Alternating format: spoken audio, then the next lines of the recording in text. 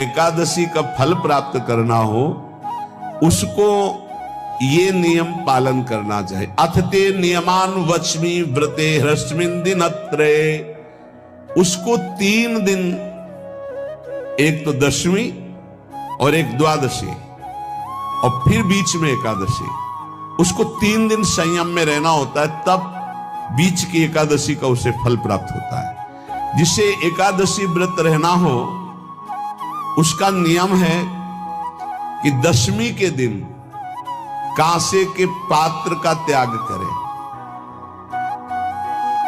वैष्णव सिद्धांत है कि कभी जिसमें मांस बना उस रसोई का भोजन न ग्रहण करें।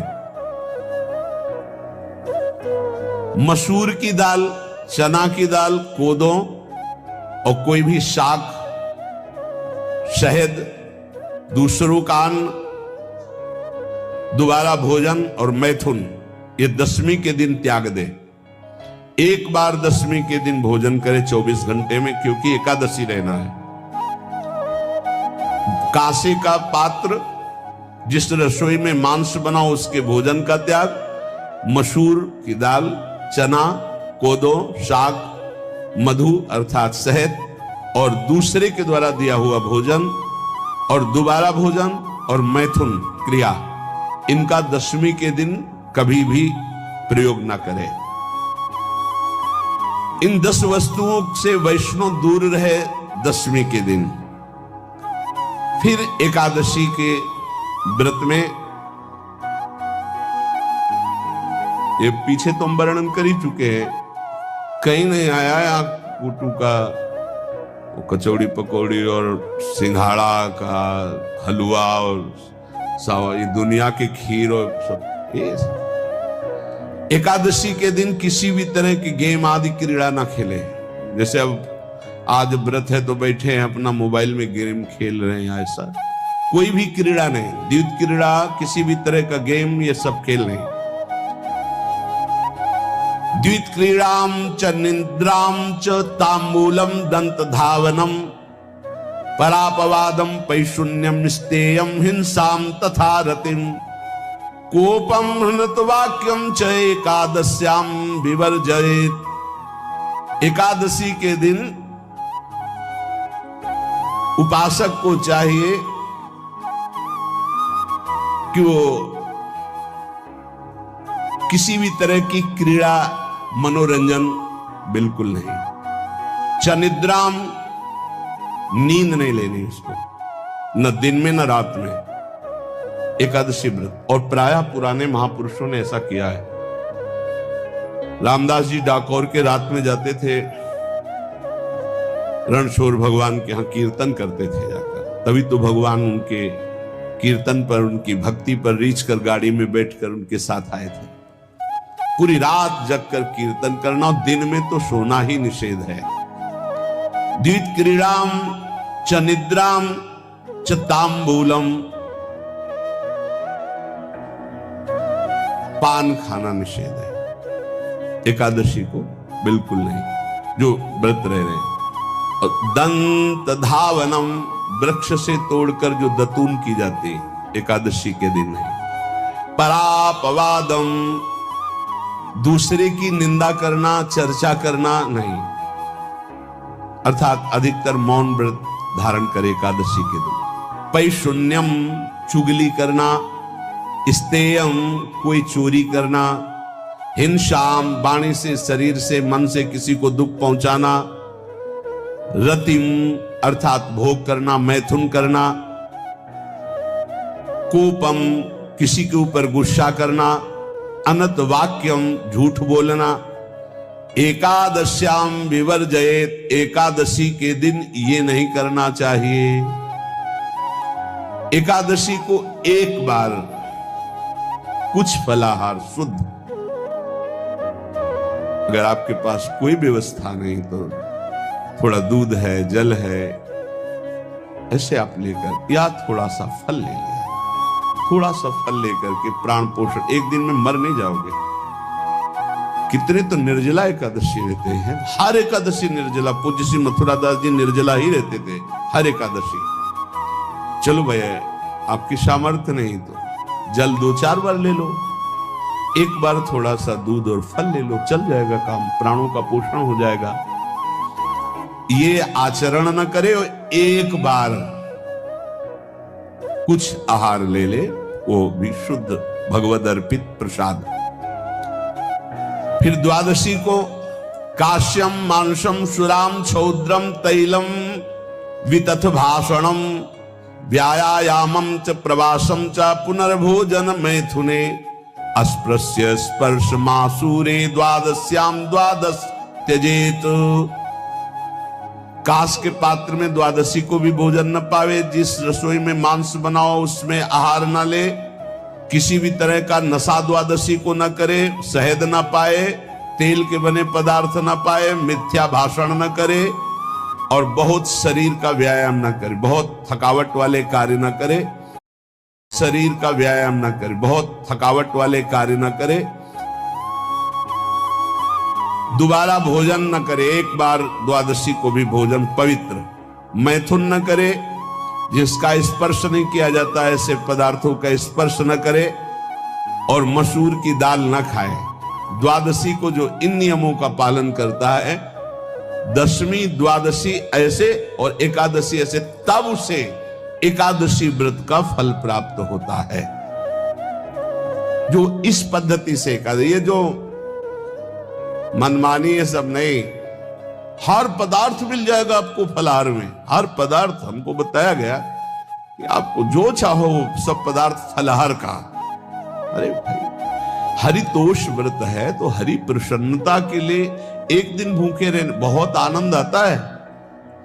पहले भगवत कृपा से ऐसी गंगा जल पी करके कुछ दिन, फिर कभी कभी निर्जला एकादशी का भी आनंद। बड़े संन्यास मार्ग में थे तो बड़े संयम से सब शास्त्रीय पद्धतियों का निर्वाह होता था। उपासक को चाहिए कि इन नियमों से व्रत का अनुष्ठान करे, मनमानी आचरण न करे। सबसे प्रार्थना जो एकादशी रहते हो, हरितोष व्रत इसे कहते हैं, भगवान की प्रसन्नता के लिए रहा जाता है, रहना चाहिए। जो अपनी आचार्य परंपरा में है, जैसे जिनका सिद्धांत है, पर रहने का सिद्धांत ये श्री सनत कुमार जी वर्णन, श्री सनक जी महाराज, ये सनत कुमार जी वर्णन की। सनक जी महाराज कह रहे हैं, यदि भगवान का आश्रय नहीं, सत्संग नहीं है, तो इन चार में से एक हो तो नाश कर देता, फिर चारों हो तो सर्वनाश हो जाता है।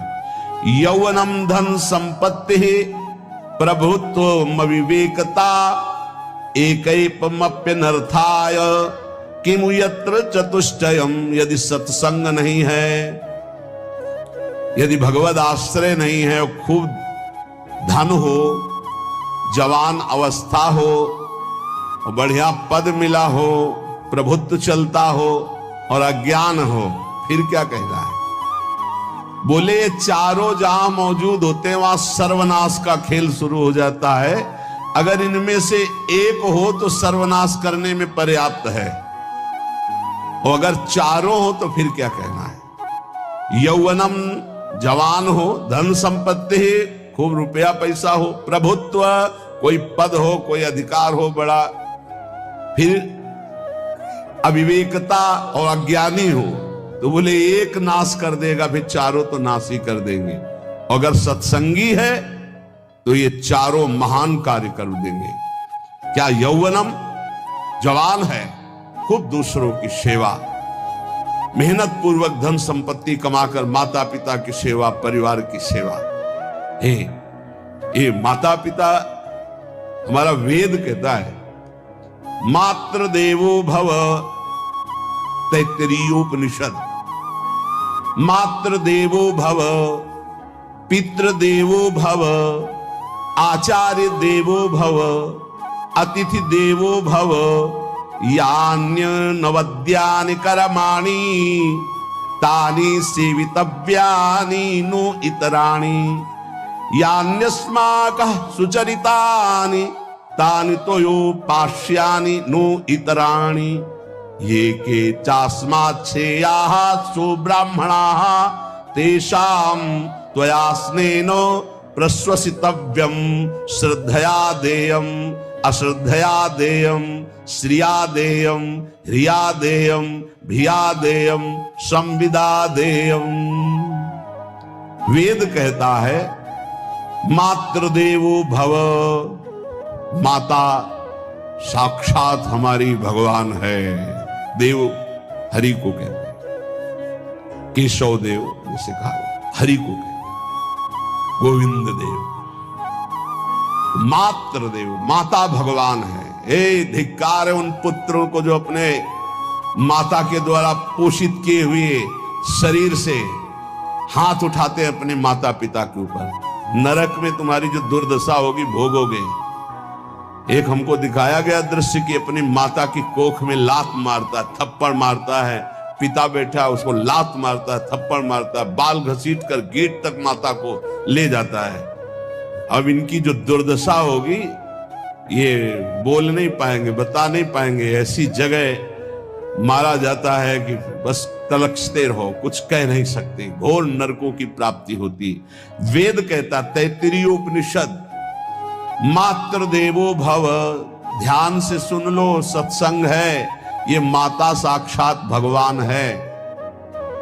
अगर तुमने मारा वाह भर करके इसके आंसू गिरे, जितने आंसुओं की बूंद से भूमि के कण भींजेंगे उतने कल्प तक नरक भोगोगे। ध्यान रखना, तुम्हारा कभी यश, कभी कीर्ति, कभी श्री, कभी हिरी, ये कभी तुम्हारे उदय नहीं हो सकती। तुम्हारा सर्वनाश हो जाएगा अगर मां पे हाथ उठाया। पितृदेवो भव, पिता साक्षात भगवान है।